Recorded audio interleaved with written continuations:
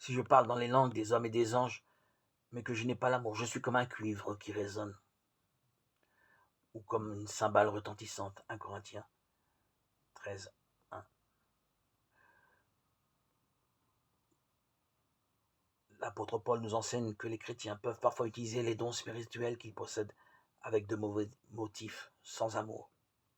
Ce n'est pas un gain, mais une grande perte pour la personne elle-même et pour l'assemblée.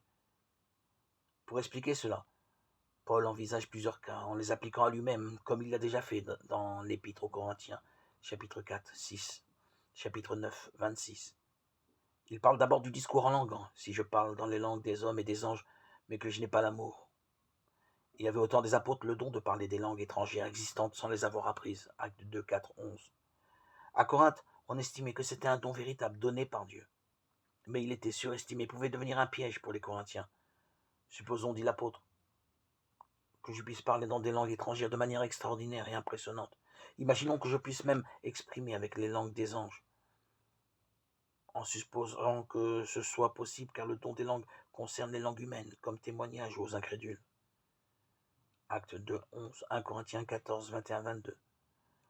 Cela produirait sans doute une grande impression sur les auditeurs, même s'ils ne comprenaient pas les mots. Il y a pourtant une pensée sérieuse.